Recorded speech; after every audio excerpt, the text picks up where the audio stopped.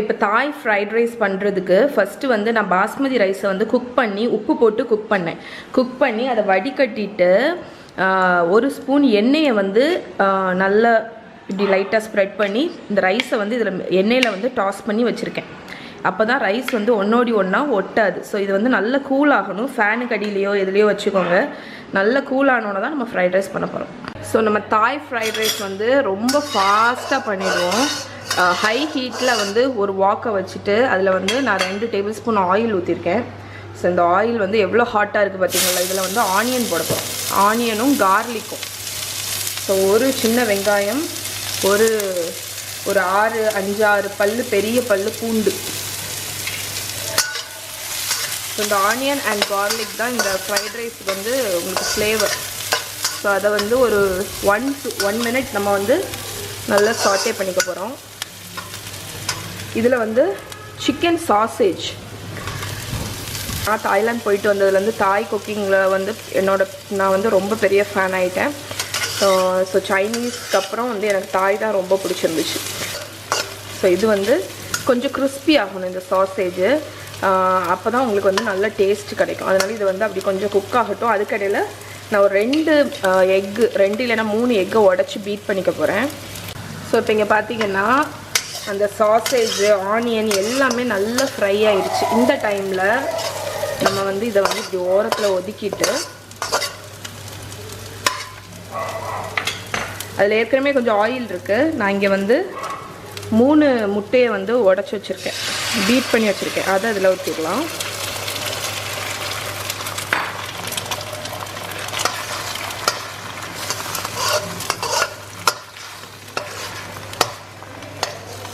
So உங்களுக்கு வந்து சின்ன சின்ன ஸ்க்ராம்பிள் ஆட்டு இருக்கும். பிறுபிறுன்னு ஸ்க்ராம்பிள் அந்த எக்கு வந்து சின்னதாக இருக்கணும்னா நீங்கள் ஸ்க்ராம்பிள் பண்ணிகிட்டே இருக்கலாம்.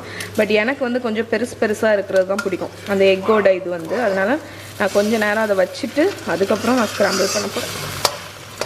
ஸோ இது கொஞ்சம் நேரம் அப்படியே இருக்கட்டும். அதுலேயே அந்த எக்கு வந்து கொஞ்சம் செட் ஆகி குக் ஆகிடும்.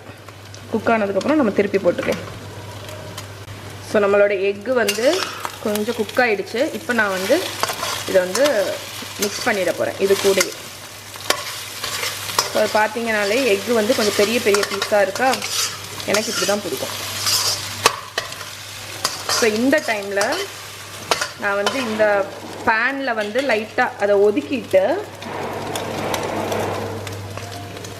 இது வந்து என்னன்னு பார்த்தீங்கன்னா ஃபிஷ் சாஸ். இது வந்து உங்களுக்கு கிடைக்கலன்னா பிரச்சனை இல்லை, அதை ஸ்கிப் பண்ணிடலாம். இது வந்து ஒரு ஃபிஷ்ஷி டேஸ்ட் கொடுக்கும். அந்த தாய் ரெசிபீஸ் எல்லாம் யூஸ்வலாக இது தான் யூஸ் பண்ணுவாங்க. ஸோ இப்போ வந்து சோயா சாஸ் இது வந்து கண்டிப்பாக நீங்கள் ஆட் பண்ணணும். ஸோ டேரெக்டாக நான் வந்து பேனில் ஆட் பண்ணுறேன். ஆட் பண்ணிவிட்டு அதுக்கப்புறம் அந்த எக்கு கூட நல்லா மிக்ஸ் பண்ணிக்கிறேன். இப்போ நான் இதில் ரைஸ் போட்டுற போகிறேன். ஸோ இப்போ ரைஸ் போட்டாச்சு. ரைஸ் போட்டுட்டு இதை நல்லா டாஸ் பண்ணிடுவேன்.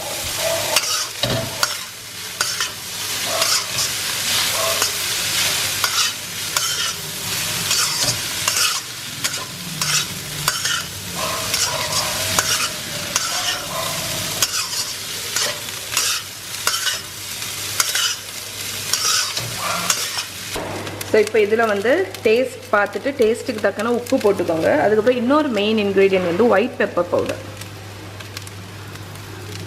ஸோ அது வந்து உங்களுக்கு எவ்வளோ தேவையோ அவ்வளோ போட்டுக்கோங்க. ஒரு 1 டீஸ்பூன் அளவுக்கு. சோயா சாஸ் உங்களுக்கு கூடுதல் வேணும் அப்படின்னா நீங்கள் சோயா சாஸ் கூட ஆட் பண்ணிக்கலாம். அதே மாதிரி ஃபிஷ் சாஸ் வந்து கம்ப்ளீட்டாக ஆப்ஷனல் தான். உங்கள்கிட்ட இல்லைன்னா நீங்கள் ஆட் பண்ணணும்னு அவசியம் இல்லை. ஸோ இதில் லாஸ்ட்டாட்டு நான் வந்து கொஞ்சோண்டு வினிகர் இல்லைன்னா லெமன் ஜூஸ் ஆட் பண்ணுவேன். கொஞ்சம் புளிப்புக்கு வேண்டி. ஏன்னா எனக்கு வந்து அந்த புளிப்பு டேஸ்ட் ரொம்ப பிடிக்கும். அதனால்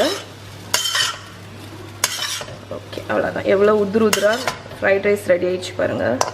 இப்போ இதை சர்வ் பண்ணிடலாம் நம்ம. ஸோ இங்கே பாருங்கள், சூப்பராட்டு தாய் ஸ்டைல் ஃப்ரைட் ரைஸ். அது கூட சர்வ் பண்ணுறதுக்கு தாய்லாந்தில் வந்து எப்போவுமே வந்து ஃப்ரைட் ரைஸ் நூடுல்ஸ் அதெல்லாம் தரும்போது சில்லி பவுடர் வச்சுருப்பாங்க. ரோஸ்ட் பண்ண சில்லி பவுடர், அப்புறம் சில்லி சாஸ் வச்சுருப்பாங்க, கொஞ்சம் பொடிச்ச வறுத்த வேர்க்கடலை வச்சுருப்பாங்க, சில்லி வினிகர் வச்சுருப்பாங்க.